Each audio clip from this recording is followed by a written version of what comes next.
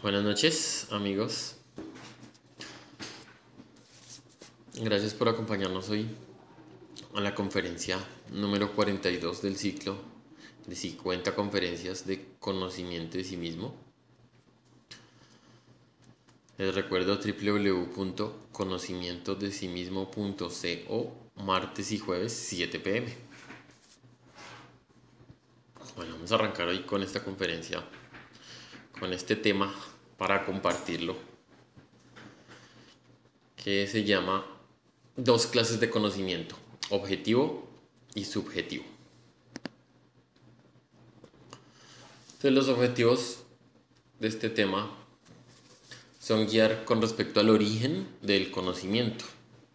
Entonces ya vamos a ver qué es conocimiento objetivo y qué es subjetivo, pero el enfoque del tema que vamos a compartir es de dónde proviene este conocimiento, de dónde proviene lo subjetivo y de dónde proviene lo objetivo. Y luego que miremos de dónde proviene, cómo nosotros hacemos la tarea para sacarlo, para sacar el conocimiento objetivo. Entonces vamos a ver que existen dos mundos. Y todos estamos expuestos a esta realidad de vivir en el mundo tridimensional, donde para todos es lo que alcanzamos a palpar, que puede ser,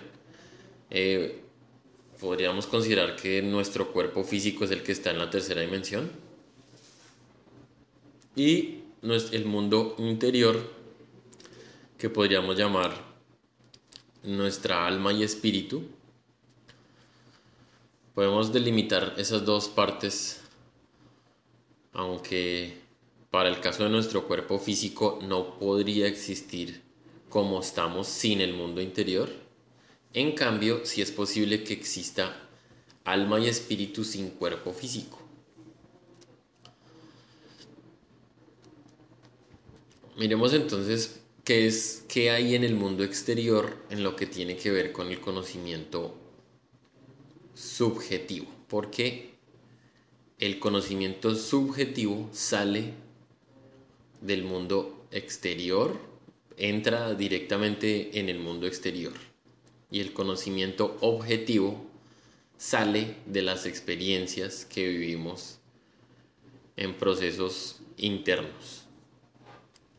Entonces, en el mundo exterior tenemos todas las cosas físicas, las personas que nos rodean, lo que podemos palpar, lo que aparentemente vemos, de lo que estamos más seguros, absolutamente seguros de lo que vemos, pero no estamos seguros de lo que no vemos, no, natural. Pero resulta que todas estas cosas físicas que comparten el tiempo con nosotros, el celular, el computador, nuestra familia, el televisor, los programas de televisión, las películas, todo lo que vivimos, los libros, todo lo que en lo que tenemos contacto es pasajero, resulta desapareciendo con el tiempo. Y de esta experiencia tridimensional en la primera etapa de la vida es que sale la personalidad.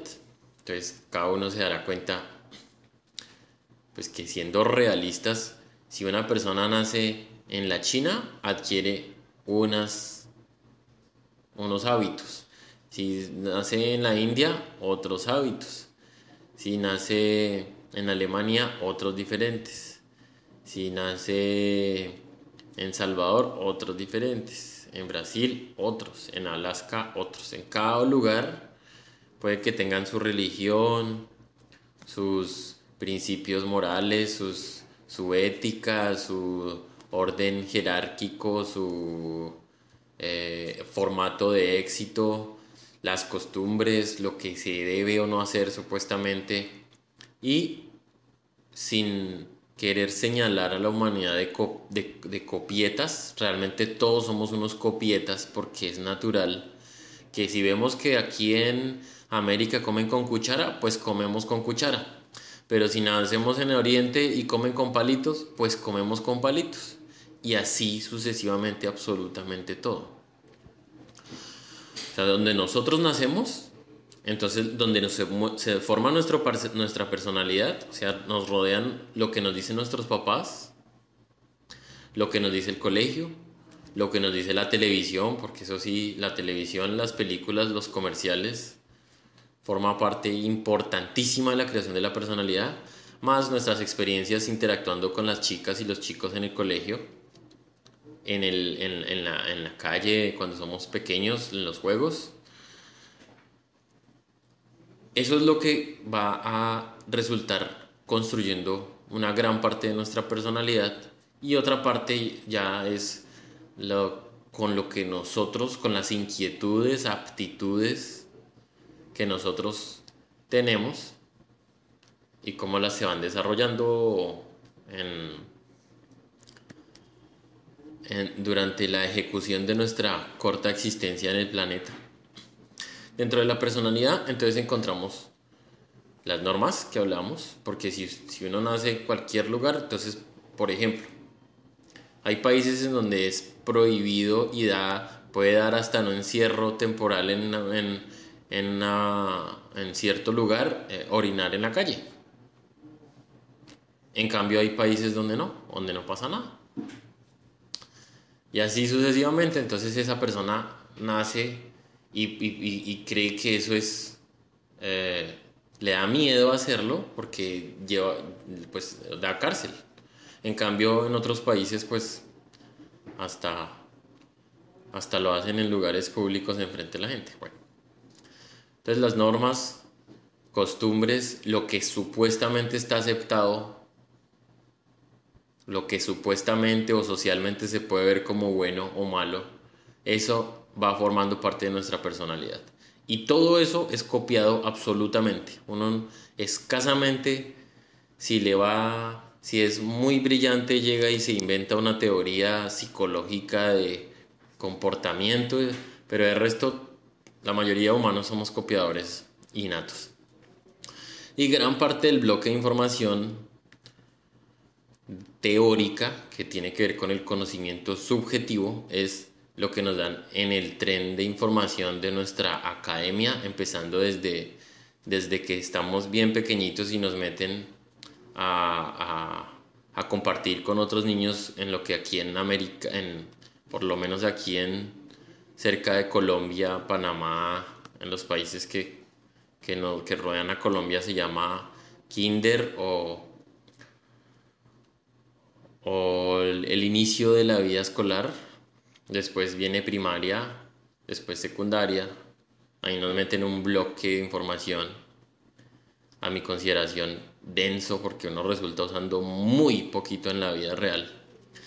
Después viene la universidad y todo de ahí en adelante, todo para lo que venga programado en esa existencia. Si voy a ir hasta el posgrado, hasta un MBA, otros cursos y especializaciones y etcétera, o 2 o 3 carreras, porque hay personas que estudian 2 o 3 carreras, pues ese es el tren de información y el bloque de información que se va alimentando y que estudiamos y que pagamos por introducir a nuestra mente, y una parte de esas se analiza, se estudia, se procesa para concluir con ciertas cosas experienciales. Con esto me quiero referir a que el que estudia química, pues efectivamente hay laboratorio de química, que estudia física y laboratorio de física, entonces resulta comprobando ciertas cosas. ¿Qué pasa para una persona con su personalidad cuando viene la muerte física? La realidad comprobable por cualquier persona que se ponga a estudiar es que al morir la persona se da cuenta que esa personalidad también muere. O sea, si yo, por ejemplo, Cristian, de 35 años, sexo masculino, que hablaba de tal manera, que hablaba español, que tenía ciertos ademanes, que me expresaba de cierta manera, ciertas mañas, que tenía cierta manera de comunicarse, que tenía ciertas muletillas y que se aprendió cierta información teórica, resultó que todo eso se desvanece. Todo lo que uno hace en la vida, bueno, la mayoría de las cosas que hace la humanidad no son eternas. Y no me refiero a eternas a que si una persona logró establecer una fórmula matemática de cómo funcionan ciertas cosas, pues que eso vaya a durar 200 o 300 años hasta que llega otro y se da cuenta que le faltaba tal cosa y la mejora. Pues no me refiero a eterno a ese eterno, me refiero a eterno es absolutamente eterno. No es que dure unos añitos, sino que sea no para el mundo físico, sino que sea para el espíritu. A eso me refiero con eterno. Los logros que nosotros tenemos, que son los que hemos copiado, porque pues yo soy uno de esos. Durante mi infancia y adolescencia, el único tren de información que me ingresó en mi cabeza que era el éxito de una persona era estudiar, porque es que eso es lo que uno ve en televisión, en películas y lo que los papás le inculcan a uno. Estudie.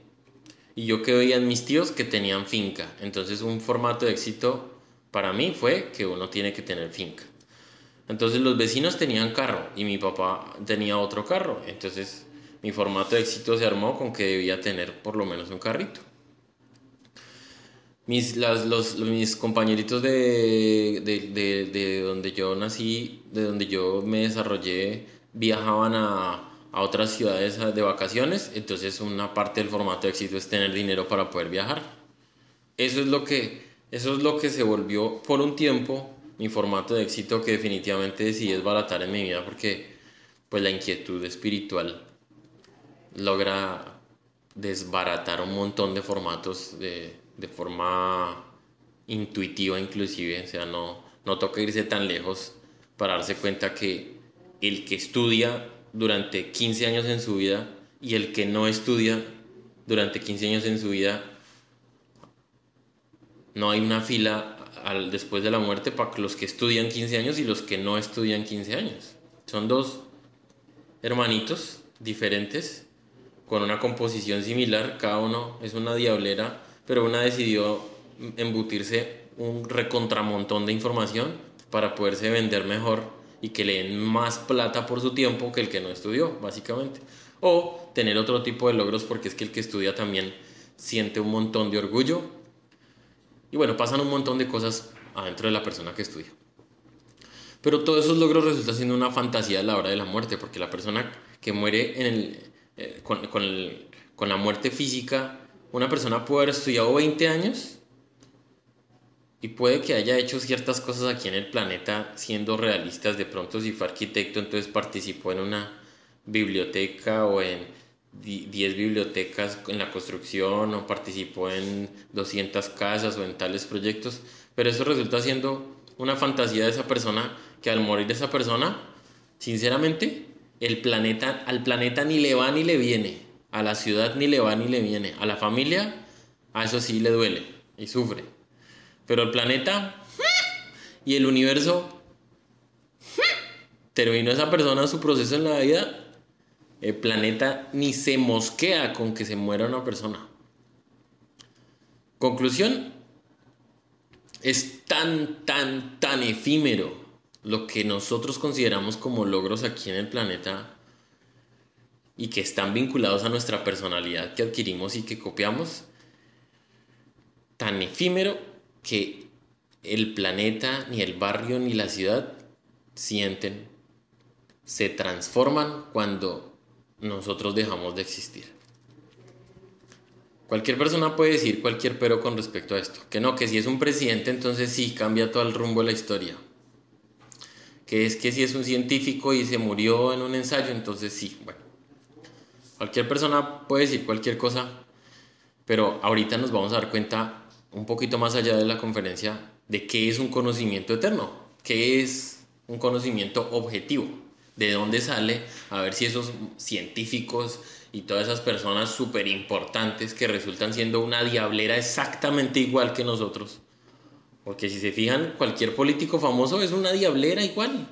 Sea presidente, ministro, lo que sea, no se descuida uno un momentico y resultan saliendo las noticias que son o escándalos sexuales o robos o lo que sea. No estoy acusando a todos, me refiero a que todos tenemos una composición psicológica que nos lleva al punto de estar, de pecar, digámoslo así.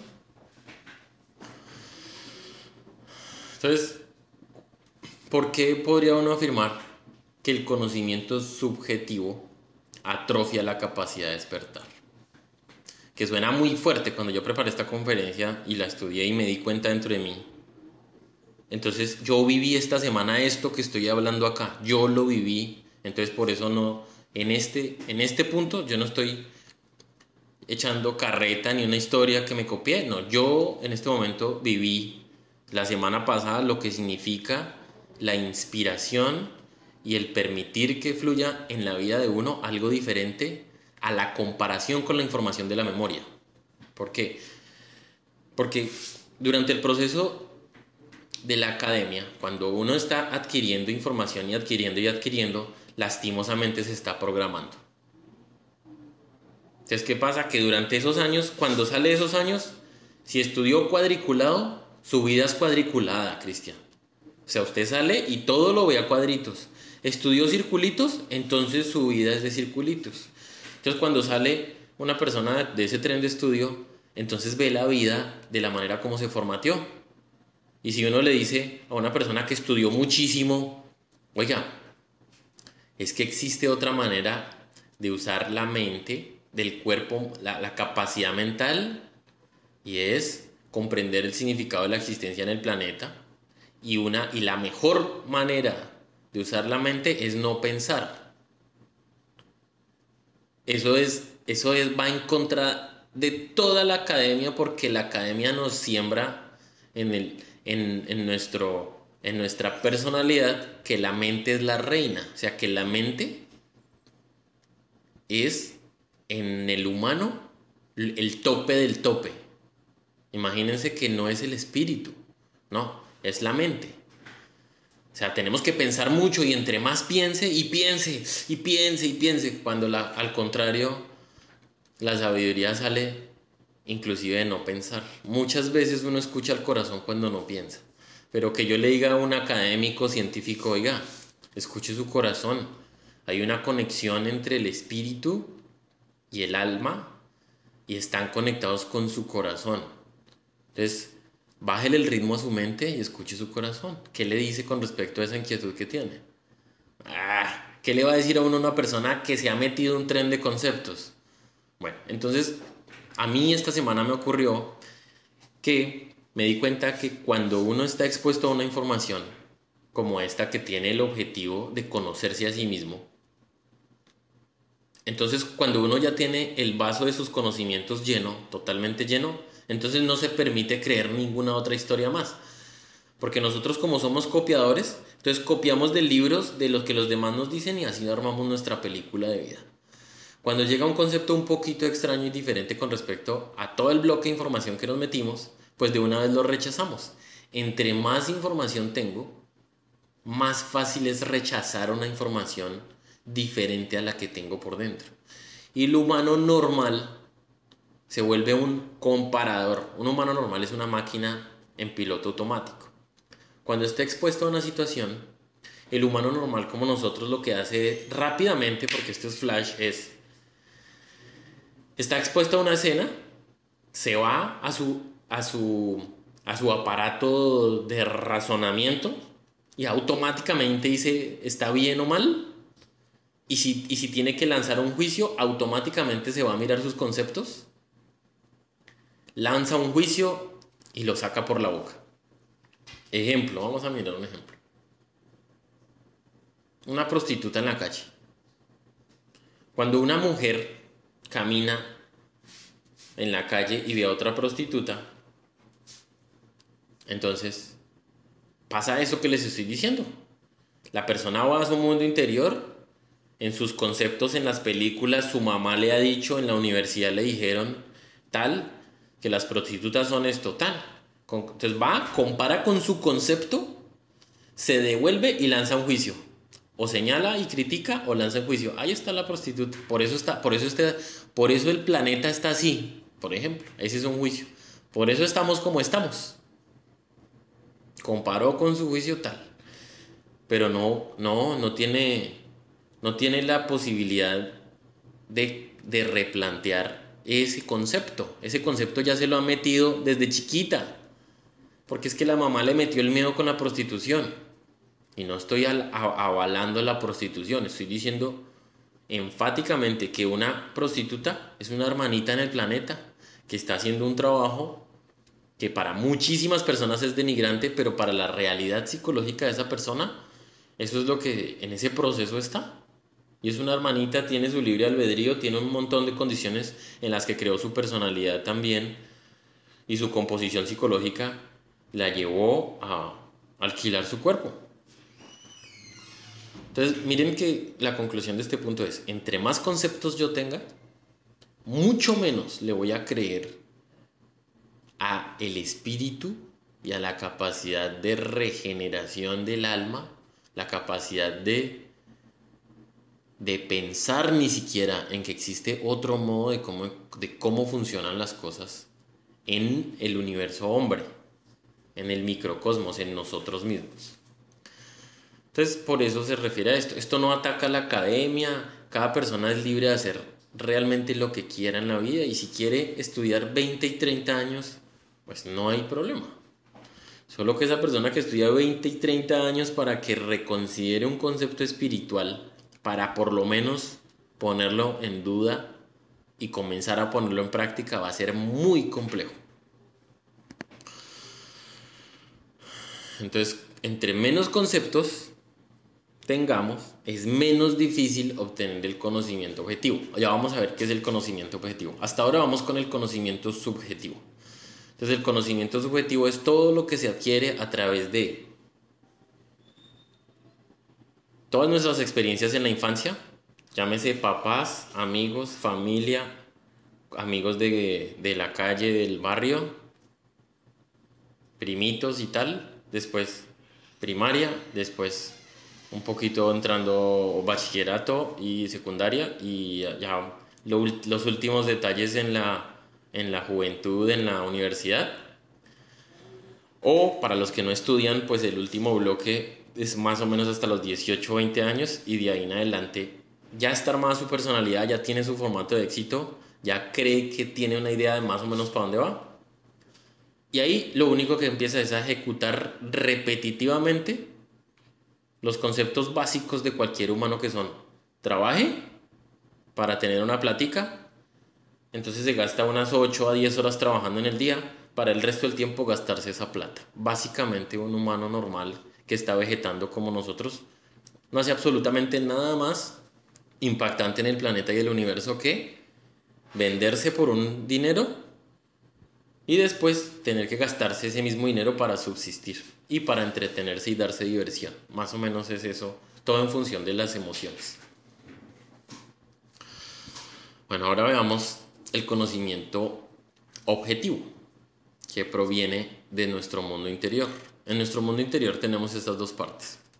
Es el espíritu y el alma.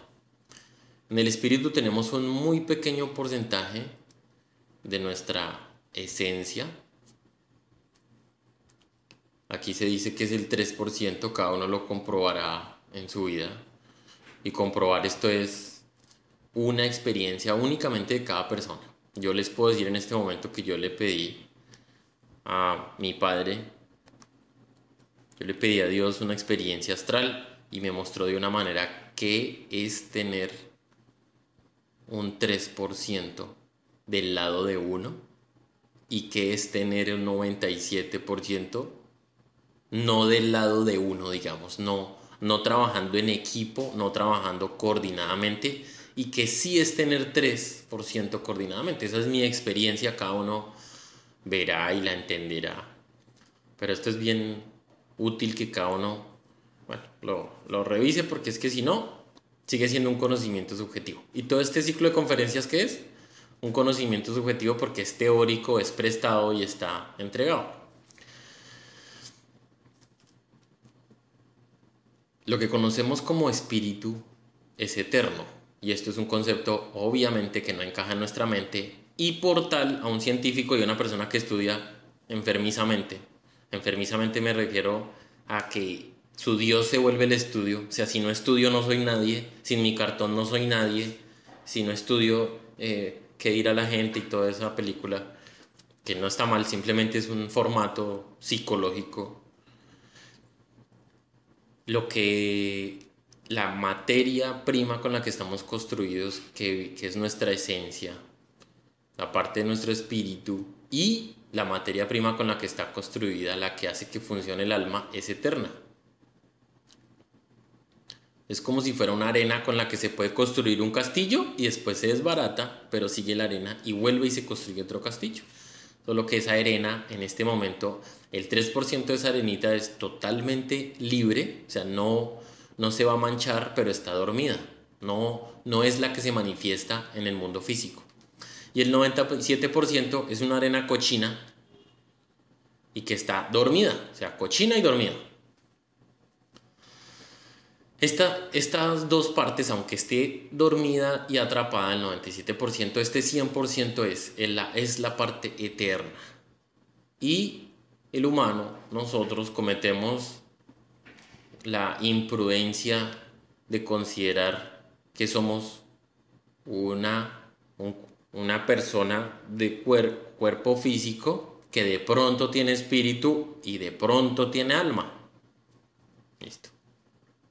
Cuando realmente es al contrario, somos un espíritu y un alma viviendo una experiencia tridimensional, pasajera y temporal con un objetivo, que es entender el significado de nuestra existencia en el planeta.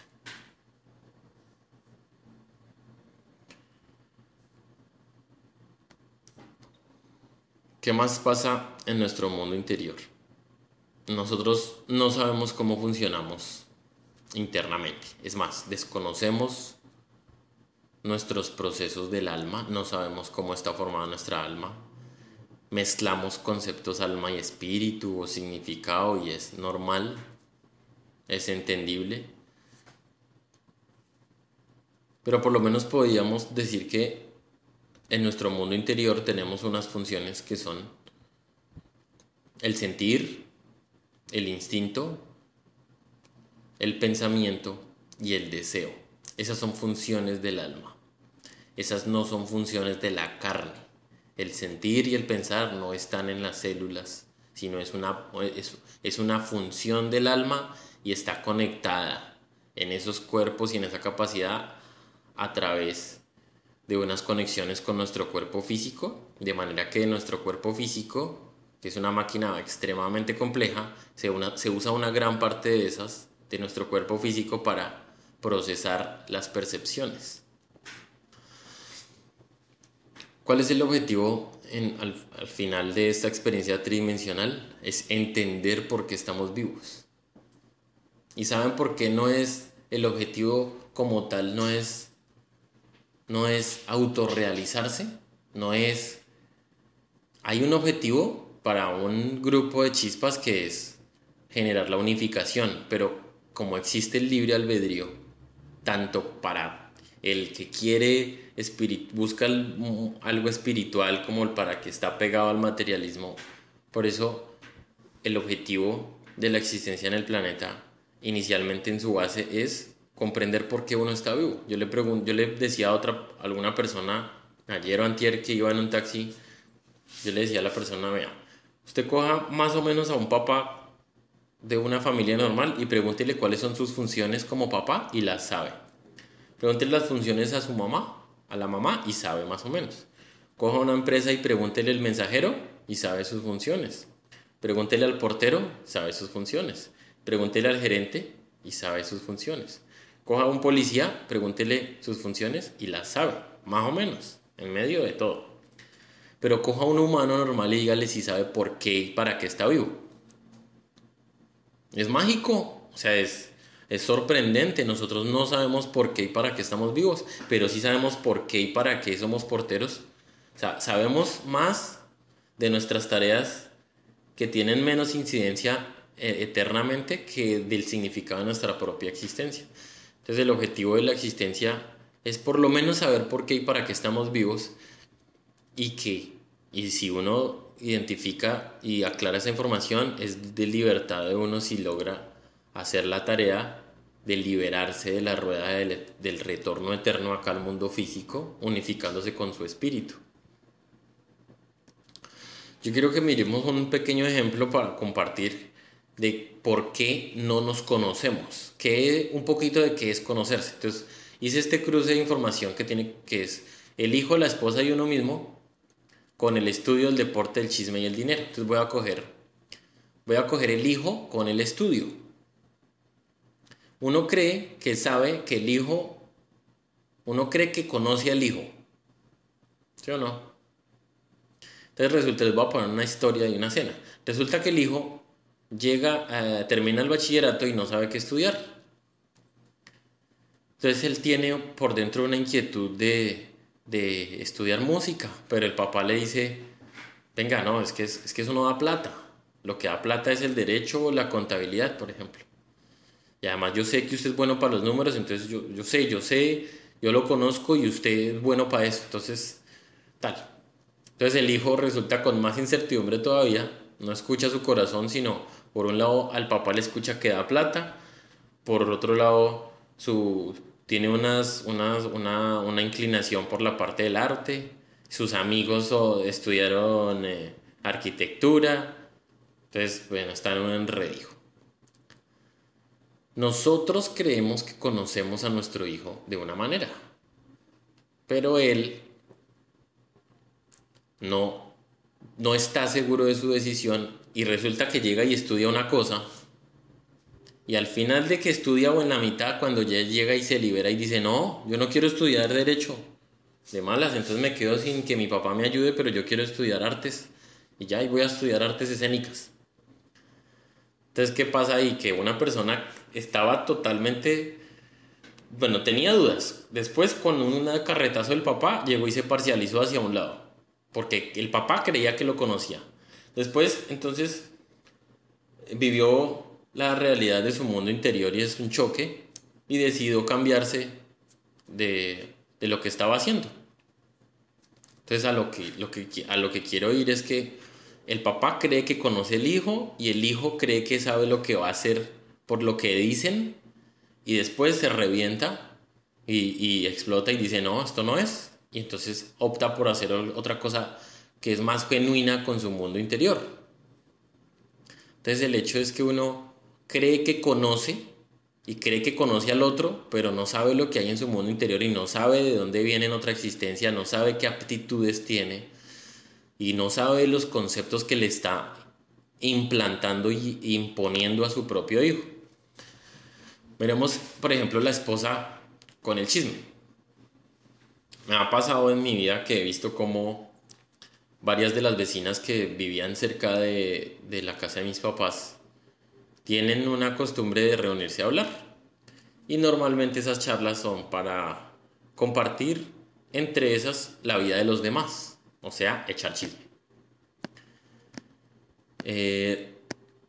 Resulta que en este pequeño estudio de creer que yo conozco, entonces hice el estudio rápidamente de que cuando la ama de casa, tiene sus amigas con las que suele compartir chismes, el esposo cree que conoce a la esposa diciendo, sí, es que a ella le gusta compartir con sus amigas. Entonces miren, el esposo dice que conoce a su esposa porque sabe que le gusta compartir con las amigas. Eso es conocer. Eso para él es conocer. Yo sé que él tiene sus amigas. Ella tiene sus amigas. Lo que no sabe él, ni ella misma, la que está alrededor del chisme, es que ellas viven en un tren de vida en la que es más importante lo que piensen los demás de ellas que lo que realmente son. Entonces, ¿cuál es la diferencia entre conocer, entre creer que conozco y conocer? Entonces, yo creo que conozco a mi esposa porque le gusta compartir con sus amigas. Eso es lo que yo podría decir. Pero la realidad es que la esposa vive pescando información de qué es lo que piensan los demás y compartiendo y echando chisme por su propia inseguridad. Entonces Entonces, conocer más profundamente es que hay muchísima inseguridad en esa esposa, es que hay una forma de ser en el mundo interior de ella que le encanta criticar y juzgar a los demás. Y eso sí podría ser un avance en conocer a la esposa. Entonces, uno dice, ella tiene sus amigas, pero no mira que ella tiene un defecto psicológico y le encanta estar criticando y le da placer criticar y juzgar a los demás. ¿Sí ven? Yo lo veo como yo creo que conozco a mi esposa, solo estoy emitiendo un juicio superficial de que tiene amigas y le gusta compartir tiempo con sus amigas, pero conocer es cuando uno se da cuenta cuál es el motivador de las acciones, rigurosamente hablando en el mundo interior. Entonces, digamos que este es otro ejemplo y cualquiera con cualquiera uno lo podría cruzar. Por ejemplo, el deporte, uno mismo. La persona que hace deporte, uno puede creer que es un deportista y que está haciéndolo por la salud. Y yo he visto cómo personas están en un gimnasio únicamente por el que dirán, únicamente porque tienen miedo a que un día envejezcan, entonces hacen lo posible para verse lo mejor y tienen miedo a verse obesas y tienen miedo a que digan que no están en forma atlética. Entonces uno cree que se conoce porque dice, no, yo soy deportista, yo hago gimnasia, yo mantengo mi cuerpo tal. Pero la realidad interna es que si esa persona no pone sus fotos en Facebook con su forma y no se exhibe y no va al gimnasio para poder exhibir su cuerpo como está, no está obteniendo la retribución de su esfuerzo. Una cosa es creer que uno conoce y otra cosa conocer la realidad, que lo que motiva cada uno de los actos de la vida. Pero esto es un pequeño ejemplo de lo que es conocer, porque de aquí parte de poner en duda esto que estoy poniendo aquí en duda, es que parte el conocimiento interior, del estudio de sí mismo. Y sin autoobservación no existe ese descubrimiento. Si yo como deportista supuestamente o como que voy al gimnasio 3 veces por semana, no miro mi mundo interior y me doy cuenta que me pongo la mejor pinta, compro lo mejor, los mejores accesorios, me llevo mi celular para escuchar música, o sea, porque me aterra estar solo y escucharme a mí mismo. Entonces tengo que vivir embolatado. Pero no me doy cuenta de eso, ¿sí me entienden? La persona que escucha música está huyendo de su silencio. Pero obviamente si yo le digo eso a una persona, pues va a decir, pero ¿cómo así huir del silencio si a mí no me da miedo el silencio? Bueno, yo en este momento lo digo de una manera respetuosa, cada uno lo estudiará, pero esa persona hasta que no se da cuenta que va allá, se pone a criticar a los demás, se pone en su mundo interior, en su mente, mira esta, la compara, le gusta esta, coquetea con la otra, tal, tal, tal, se toma una foto, la comparte, se mira los músculos, se mira en el espejo, tal, va al baño, se mira, se calcula, se cuadra, no sabe qué realmente la está llevando a vivir ese tipo de acciones. Si yo no me observo a mí mismo cuando hago las acciones, yo no voy a descubrir cuál es el motor que me lleva a actuar de esa manera. Y para conocernos, entonces toca hacer por estos 3 pasos iniciales, hay uno adicional, que es la eliminación. Pero primero hay que observar, aprender a observar su mundo interior, nuestro mundo interior, el de cada uno. Descubrir esos detallitos lentamente, porque yo sé que eso es un trabajo duro. Nosotros tenemos la autoobservación atrofiada. Nosotros solo vemos para afuera y criticamos. No vemos nuestro mundo interior cuando estamos expuestos a las escenas. Descubrir entonces requiere que de lo que estoy observando voy entendiendo un pedazo. O sea que me da miedo lo que digan de mí, me da miedo ver que digan que estoy gordo, ejemplo. Listo, entonces observo que si yo me fuera, si yo no voy, cuando estuve un mes sin ir al gimnasio, un día mi compañerita del trabajo me dijo que estaba gordo. Y eso golpeó mi orgullo y mi vanidad y por eso estoy yendo al gimnasio. Entonces, observo cuál es mi motivador, descubro cuáles son los miedos, los desbarato, que esa es la comprensión, entender que uno está en el gimnasio por el que dirán y por la vanidad y por ende por el orgullo y posiblemente por la lujuria o posiblemente por la envidia, y suplicar a Dios, y el que ya comprenda qué es la madre de cada uno y cuáles son sus funciones, pues le pide a la Madre Divina que le elimine lo que sea que haya visto continuamente para que se haga el trabajo de la eliminación de esos defectos. ¿Cómo podemos comprender que la energía está encapsulada en el defecto? Esto es un proceso comprender esto toma varios meses, sinceramente. Entonces, por lo menos yo voy a decir dos cositas que tienen que ver con esto. La primera es un pequeño ejemplo y ver en la vida real, observar la vida de los demás sin criticar y juzgar, y observar la vida de uno y darse cuenta cuáles son los momentos y cuáles son las cosas más importantes para mí en la vida. Cuando yo hago ese primer trabajo de decir, lo más importante para mí en la vida es mi familia, mi trabajo y mis amigos. Ejemplo.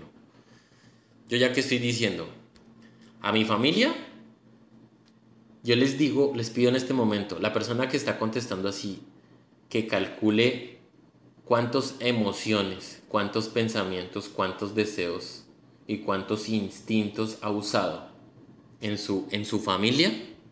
Y ahí uno fácilmente entiende toda la energía que le ha invertido a esos apegos. Porque en la vida real lo que uno tiene por la familia son un montón de apegos. De pronto hay una chispita de amor en la incondicionalidad, en las difíciles. Pero yo soy testigo de que hasta invertir una emoción en un hijo, una mamá espera una retribución.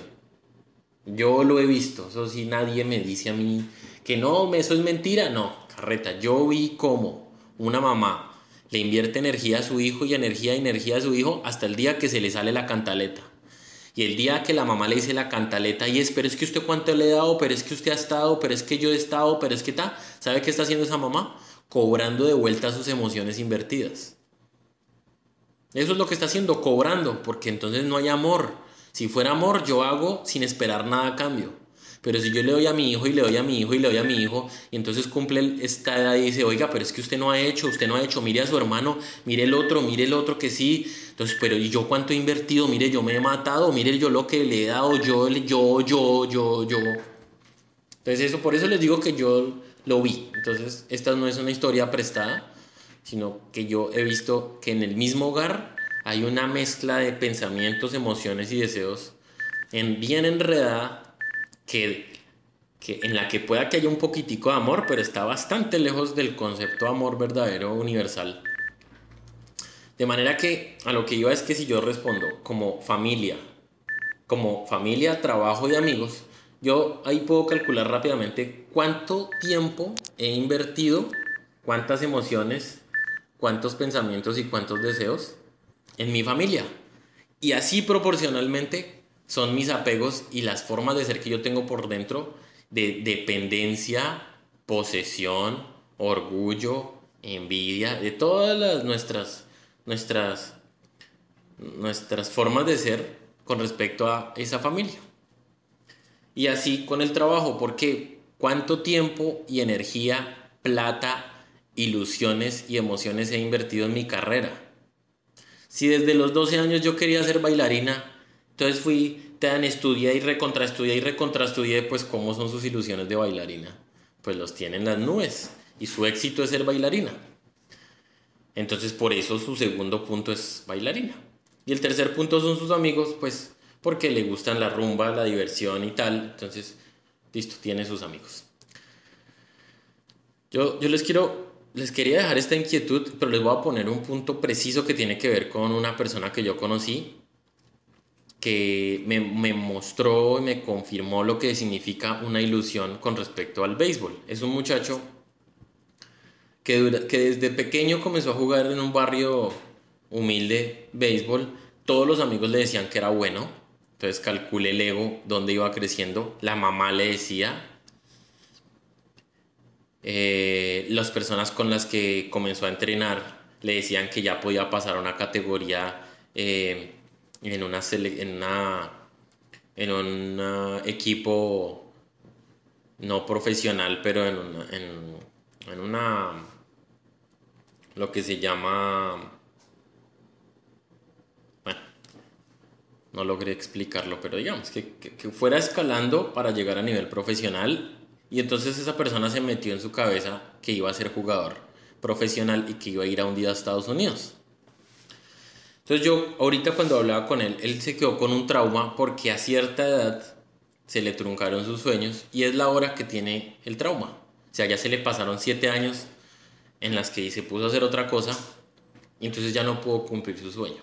Yo en este momento les quiero dejar esta inquietud. Todas las energías, toda la energía del cuerpo, de la máquina humana, o sea, la energía del alma, que es emociones, pensamientos, deseos e instintos, que se inviertan en algo insistentemente, forman algo en nuestro mundo interior. Y eso es lo que se llaman acá demonios, yoes, defectos. Esta persona en este momento tiene un trauma porque invirtió un montón de tiempo y energías, emociones en su ilusión, y ahorita carga una desilusión constante porque no lo pudo hacer. Entonces yo les quiero decir ahorita, ¿cómo uno comprende que la energía está en el defecto? Porque el defecto en este momento está vivo. Ese trauma ese muchacho lo tiene en este momento y lo carga. Solo es que uno le hable un poquito de deportes y la persona ya comienza a cantar su canción eterna de su trauma. Y es entendible, no la estoy juzgando y criticando, solo la estoy cogiendo como ejemplo porque esa persona es con el béisbol. La otra, la mamá, es con el hijo. El papá es con el sobrino y con el trabajo. Cada uno tiene sus traumas porque ha invertido su energía en sus ilusiones. Entonces, particularmente yo lo he visto, yo lo he comprobado aquí en la vida real que los apegos y los defectos de las personas son proporcionales a la energía invertida durante su vida en esas mismas cosas. Y para el que y para el que quiera complementar esta experiencia que es tangible aquí en el mundo real, cuando uno ve las acciones de los demás, pues puede recurrir a preguntarle al Padre que le muestre en una experiencia astral por qué cada una de las formas de nosotros están con cuál es la energía que hace que en uno se mueva tal cosa. ¿Sí? Ejemplo, el gusto vamos a poner, el gusto por ver televisión, por ejemplo.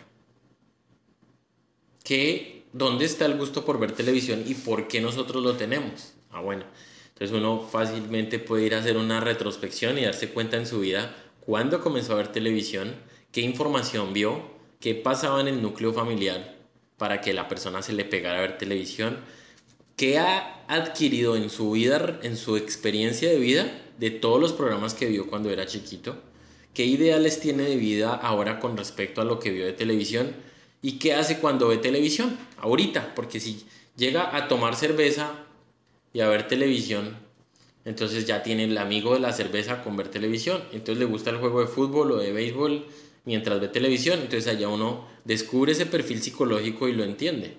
Si el día que esa persona se le vaya el cable o se le vaya la energía eléctrica y no puede ver televisión, ¿qué tiene? Pues una desilusión, sale la ira, sale la rabia y llega y es capaz de maldecir o insultar o llamar groseramente al del cable porque se le cayó. Bueno, entonces le dejo estas dos inquietudes para el que quiera profundizar con respecto a que la energía es la que le da vida a nuestros defectos.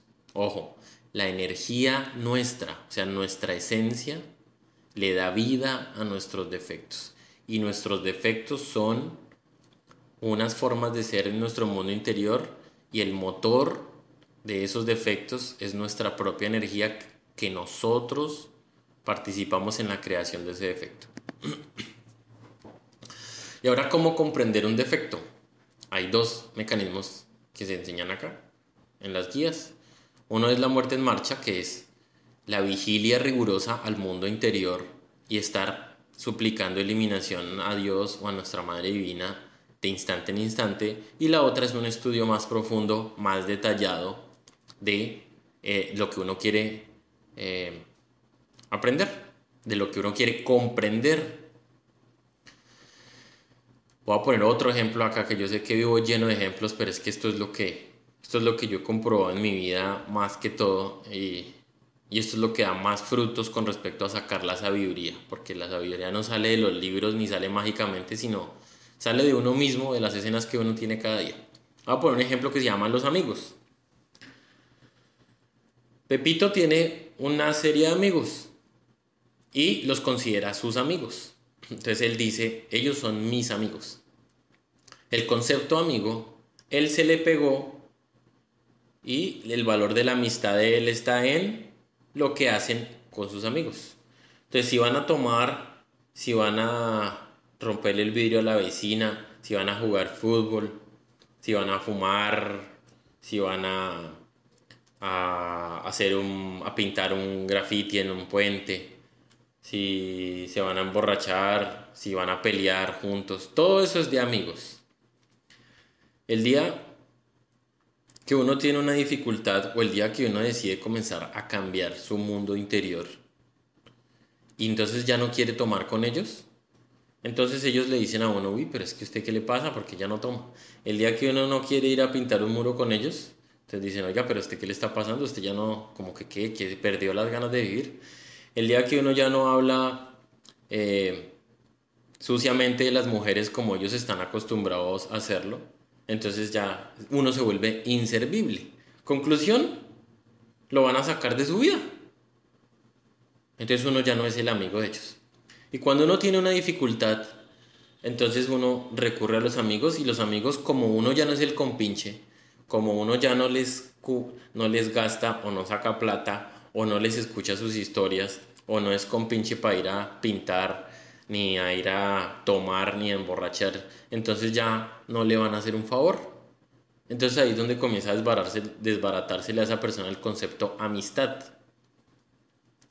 Cuando uno desbarata conscientemente qué es lo que uno cree que es un amigo y qué podría considerarse como amistad, entonces está despertando la conciencia y está comprendiendo un defecto. Y en este caso, ¿cuál es el defecto? Porque, pues, buena pregunta. ¿Cuál es el defecto? ¿Es un defecto tener amigos? No. Es mecánico en el humano llamar amigo a cualquier persona que es mi compinche. Eso es mecánico. Y yo debo comprender en mi existencia en el planeta qué es amigo, qué es amistad y quiénes son mis amigos. ¿Por qué?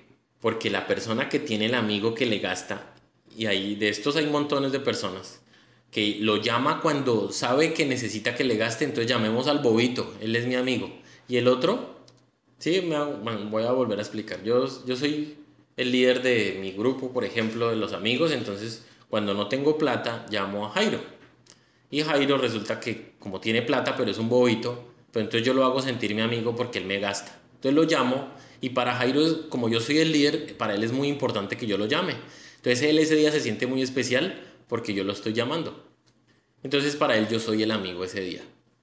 Pero realmente al siguiente día me importa un carajo y no me interesa, no quiero saber de Jairo porque es el nerd, pero me gastó y me sirvió. Entonces, ¿qué les quiero decir?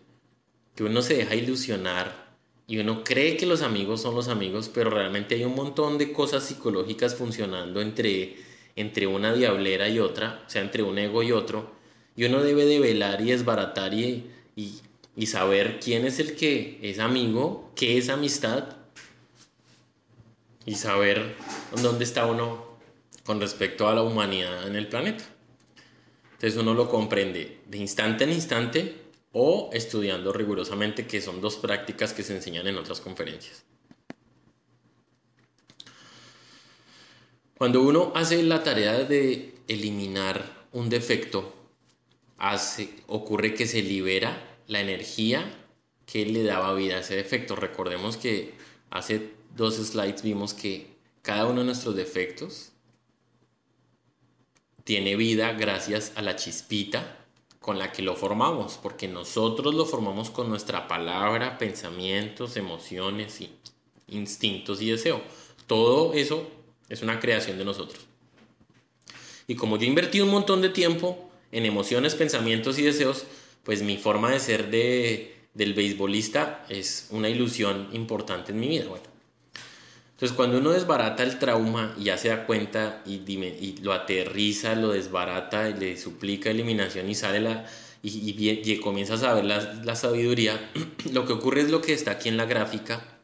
Si se dan cuenta, abajo está el cuerpo físico, que lo tengo como desvanecido porque estamos hablando del conocimiento objetivo del espíritu y el alma. El alma es el circulito que está acá, que es la envoltura donde está nuestra energía y donde están todos nuestros defectos. Y lo que estoy haciendo aquí es que liberé una chispita. Esa chispita amarilla que está ahí a la izquierda.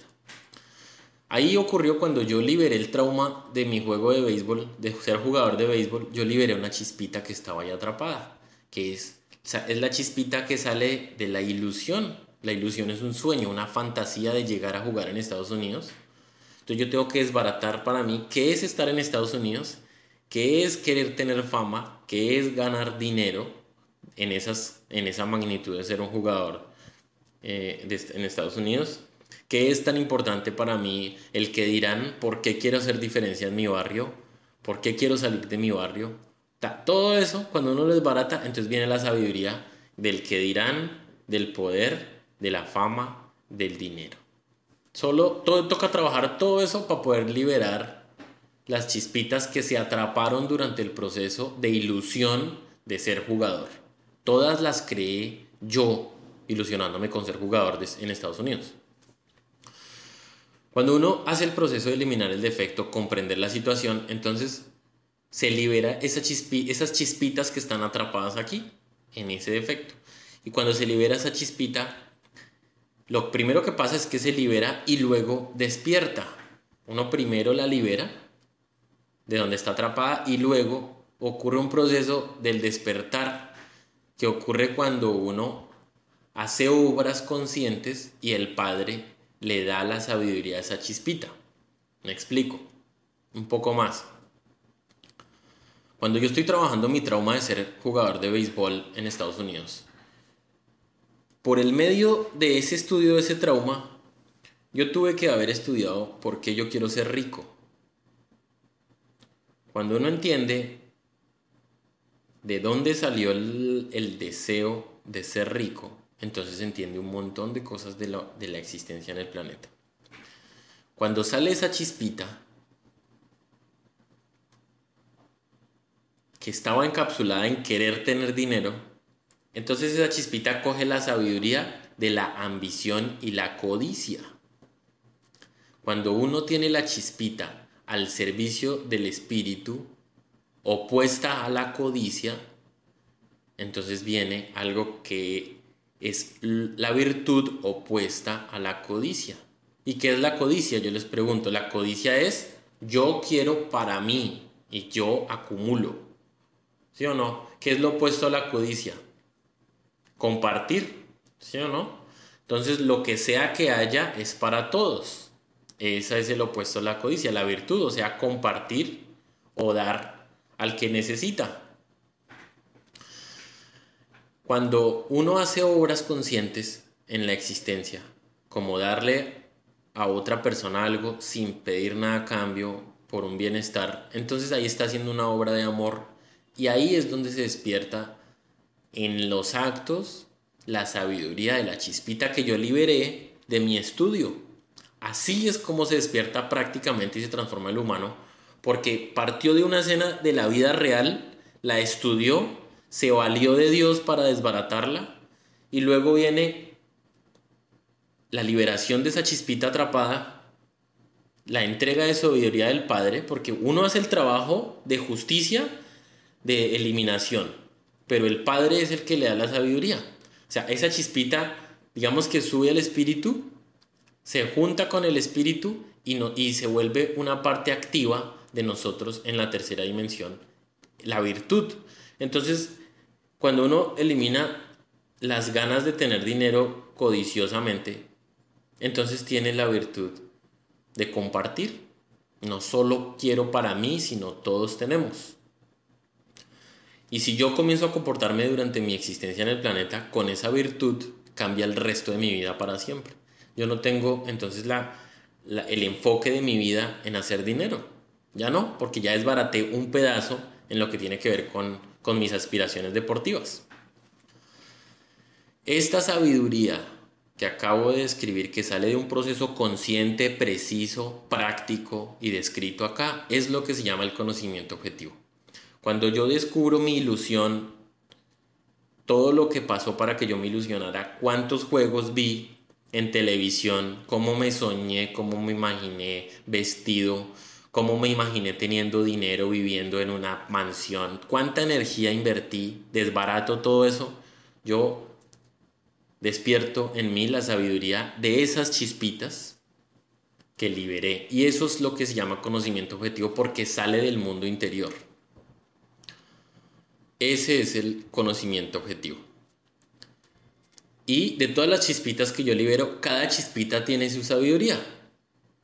¿Cómo así? Claro, cuando yo trabajé el trauma del beisbolista, entonces ahí tuve que trabajar lo que es la fama. Yo porque quiero ser famoso, yo porque quiero tener dinero, y a mí porque me importan que en mi barrio digan que yo sí lo logré, que yo saqué la cara por mi barrio, porque de mi familia quiero que llevar el apellido a Estados Unidos. Ejemplo. Cada chispita tiene su cosita. Entonces la chispita de la fama tiene la sabiduría de la fama, que es del orgullo. La chispita del dinero tiene la sabiduría de la codicia. La chispita del que dirán tiene la sabiduría de orgullo también. Y así sucesivamente, o sea que se despierta la humildad. Entonces cada chispita de lo que yo realmente esté trabajando me trae aquí a la existencia y a la manifestación mía la sabiduría que corresponde. O sea que cada chispita, si cada chispita tiene su sabiduría y yo trabajo la lujuria, ejemplo, entonces estoy despertando sabiduría sobre la castidad. Si yo trabajo la vanidad que tiene que ver con orgullo y con lujuria, entonces estoy despertando las virtudes de la humildad y de la castidad. Entonces hay personas que van trabajando según su composición psicológica, porque todos somos diferentes. Y cuando uno trae a la vida real la tranquilidad y la paz de obrar con esas virtudes, es que está aplicando un conocimiento objetivo. ¿Por qué objetivo? Porque es eterno. Ese conocimiento, cuando uno hace el proceso de entenderlo, está haciendo lo que debería hacer en el planeta, y es aprender las lecciones que está viviendo aquí en la tercera dimensión. Cuando uno tiene cualquier desilusión, tiene un montón de dolor y ahí aprende de una manera. Yo no voy a negar que el dolor es la manera difícil de estrellarse y entender un pedazo de la escena. Sin embargo, no es la forma consciente.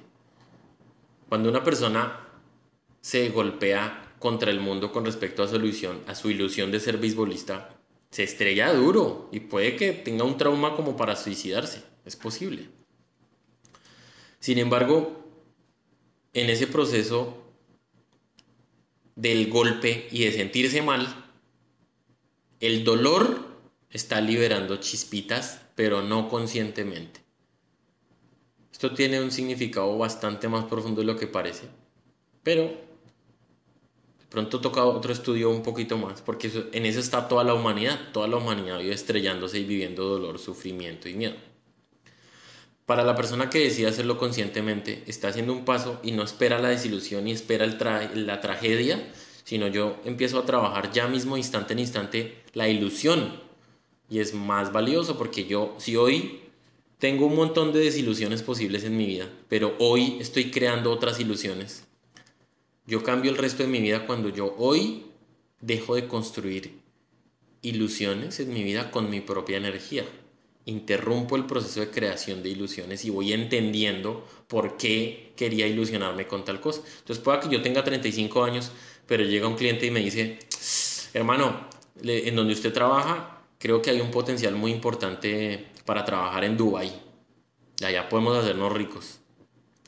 Es más, hasta los 40 años, 50 años le pueden llegar cualquier persona con una historia y comienza a ilusionarse. Y puede trabajar un año en un proyecto de vida con respecto a ir a montar una empresa en Dubái y al año vuelve y se estrella, no le funciona y viene la desilusión.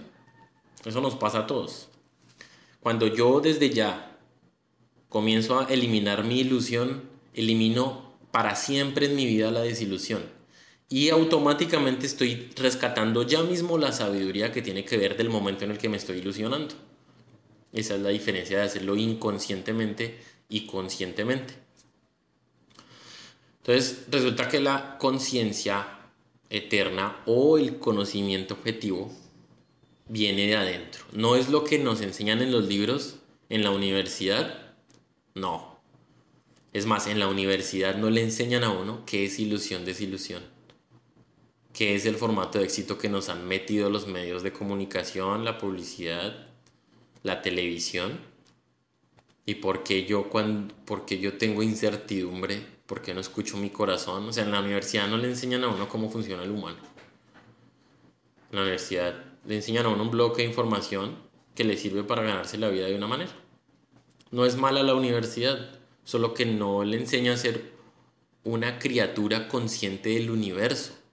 Le enseña cómo vegetar en el planeta y venderse de la manera más o menos mejor posible. Eso es la realidad de la academia. No le enseña a ser más consciente, no le enseña a ser mejor persona, no le enseña a cultivar la virtud, no le enseña qué es el amor y cómo nace el amor con las obras de amor. No la estoy tachando, solo estoy diciendo que no hace. Pero nosotros tenemos que es el ideal. Muchos de nosotros pensamos que es el ideal. Pero, pues bueno, cada uno juzgará lo que considere. El conocimiento interior viene de conocer. O sea que no se puede hacer si no es en persona. Yo tengo que hacer mi estudio, yo vivo mi experiencia astral, yo compruebo, o sea que yo practico y por ende es mi conocimiento interno. Lo que sea que yo memorice y tome conocimientos de libros prestados es un conocimiento prestado, es subjetivo, no está comprobado por mí, aunque yo haya estado en un laboratorio de química, yo escasamente puedo hablar de una percepción. Pero el libro dice que cuando yo mezclo esto con esto pasa esto, yo eché ahí los líquidos y sí, ahí pareció un líquido, ahí café y sí tenía tal cosa, ya, listo, ley, se volvió ley sin entender rigurosamente las propiedades. Es más, sin entender que es una cosa loca que me pasó esta semana. Se los transmito así de plano. Ustedes pueden creer que todo lo que aparentemente es materia a los ojos de un humano, todo está formado por los mismos electrón, protón y neutrón. O sea, todos los diferentes materiales están hechos con una energía que no conocemos, que se llama protón, electrón y neutrón. Y nosotros no lo vemos así. Como nosotros no vemos que cada hermano del planeta es un cuerpo físico, alma y espíritu. O cuerpo físico, diablera y espíritu. Nos identificamos con las personas y las vemos como malas, pero realmente son una composición psicológica diferente a nosotros y chocamos con ellas. Entonces, de este punto, el énfasis es, lo que yo conozco de primera mano es conocimiento objetivo y lo saco de adentro y se vuelve un conocimiento del espíritu eterno. O sea, a la hora de que muera mi cuerpo físico, el espíritu se quedó con esa sabiduría, por eso es eterno. En cambio, la historia que yo adquiero de un libro y la repito, no es sabiduría eterna. Es una forma de replicar una teoría y cargarla. Nosotros actualmente copiamos gran parte de nuestro conocimiento, es la realidad. Y la práctica es la única vía que existe en este instante para la comprobación. Solo cuando uno hace una tarea de perdonar a una persona y libera la presión que tiene con respecto a perdonar, que ese es otro reto muy importante porque uno debe llegar a amar al enemigo. Cuando uno hace el estudio de perdonar a una persona, hace la práctica, le suplica a Dios que le quite lo que ve y lo que ve y lo que ve, pasan 2 meses y resulta sintiendo un alivio como para ir a saludar a esa persona y darle un abrazo, está comprobando en su propia vida y ahí está rescatando chispitas. Eso no se hace como podemos decir fácilmente, no, yo ya lo perdoné, o yo perdono pero no olvido, o yo ya lo perdoné pero no lo quiero ni ver. Bueno, la práctica es el camino para la comprobación. Y ahora que digamos que logramos arrancar el trabajo de la transformación psicológica de nuestra psiquis, de nuestros defectos, resulta que vamos liberando chispitas, pero el proceso para afianzarlas en nuestra alma se llama el nacimiento y es la práctica del sabio uso de la energía sexual en el suprasexo.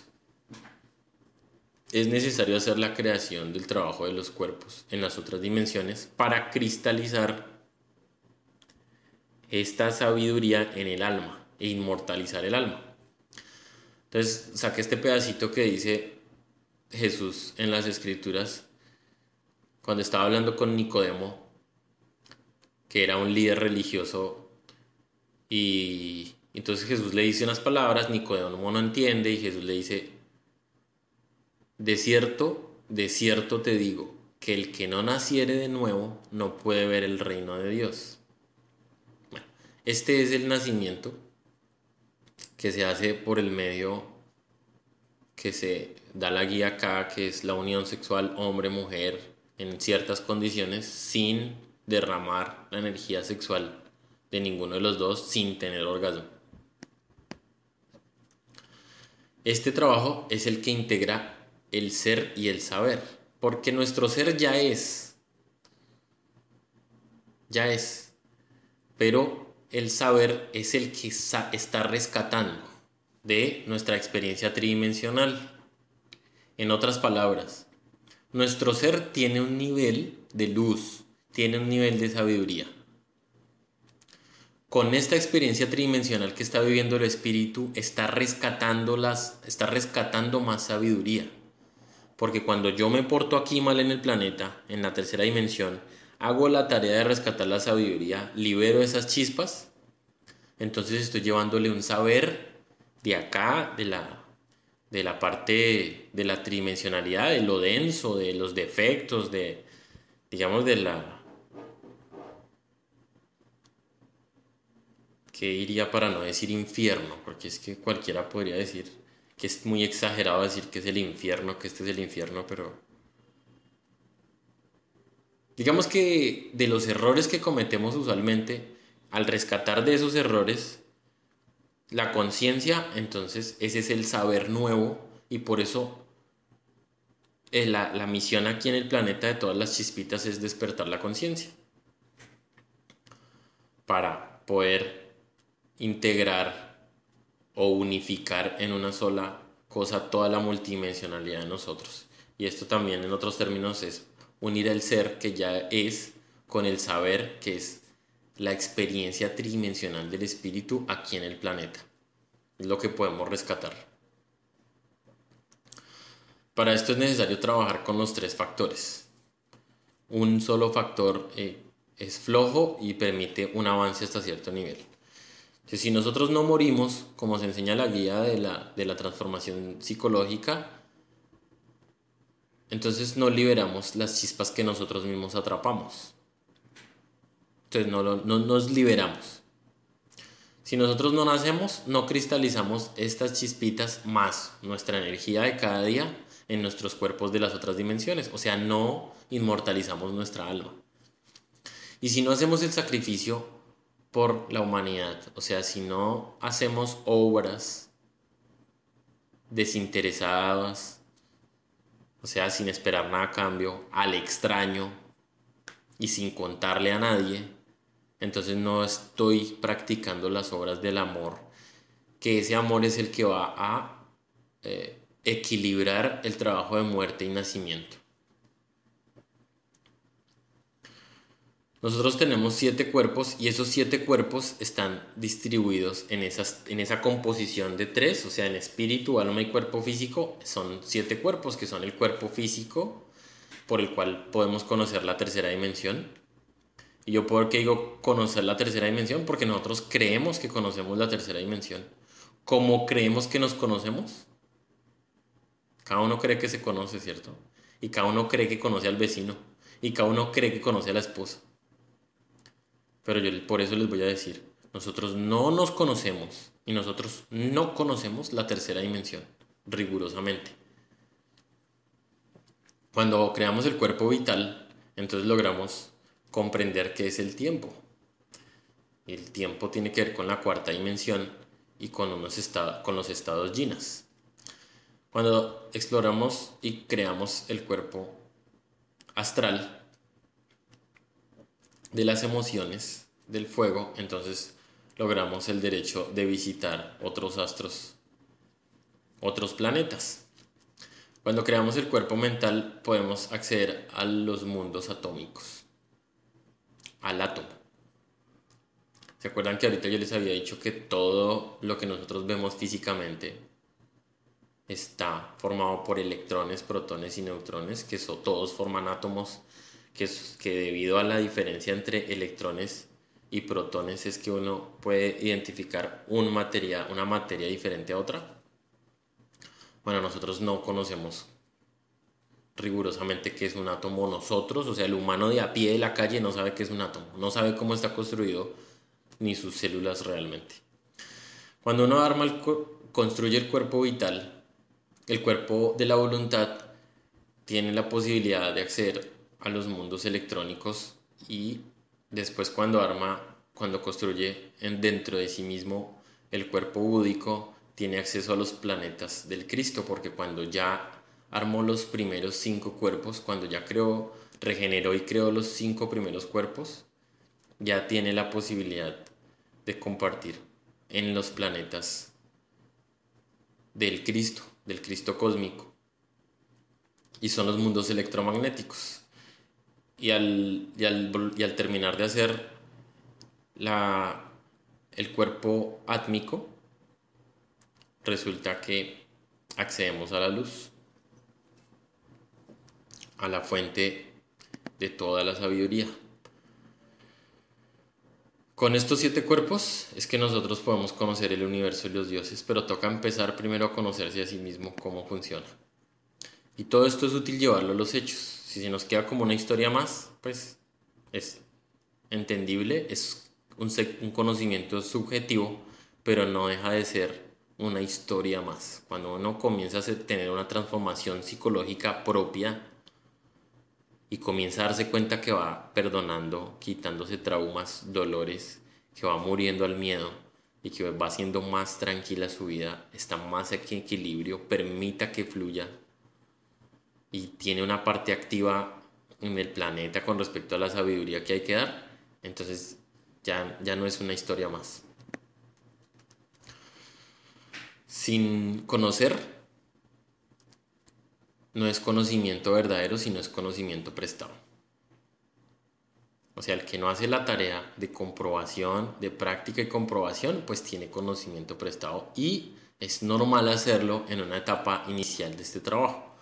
Uno empieza con un conocimiento prestado, pero al practicar va asumiendo el conocimiento propio que sale de la práctica. Entonces el primero es conocimiento subjetivo, es una historia que copio, y el objetivo es cuando yo mismo lo compruebo y estoy hablando de mi comprobación, de mi experiencia, de mi liberación, y está hablando la sabiduría que yo desperté. El fanatismo es el que nos ha llevado eternamente con una historia hasta la tumba. Como por ejemplo, para una persona que pudo haber muerto hace 100 años, o no, más antes. Bueno, hablemos de otra cosa, de las cámaras de video, por ejemplo, que el otro día estaba estudiando la pornografía y me di cuenta rápidamente que llevamos más o menos, las cámaras de video se las inventaron hace más o menos 100 años la primera, pero solo llevamos unos 15 años, por lo menos en estas zonas, desde que uno puede tener una cámara, como 20 años desde que uno puede tener una cámara y grabar en su propia casa algo. Antes eso era imposible. Entonces, si yo me devuelvo a mi abuelito hace 100 años o un poquito más, el papá de mi abuelo, yo le digo que si le mostrara un celular, obviamente eso sería absolutamente imposible para esa persona. Eso es imposible para esa persona. Entonces, para esa persona, ella cree que eso es imposible. Y ya, y es imposible. Para nosotros en este momento es imposible algunas cosas y es totalmente comprobable otras. Lo que creemos. Cuando uno hace el trabajo de comprobación interna, va desbaratando el fanático que se lleva a la tumba todas sus creencias. Bueno amigos, hasta aquí llega la conferencia de hoy. Os dejo con el Velad y Orad de Jesús, que es la muerte en marcha. Velad como el vigilia, como el vigilante, y Orad suplicar lo que sea que estemos viendo en nuestro mundo interior.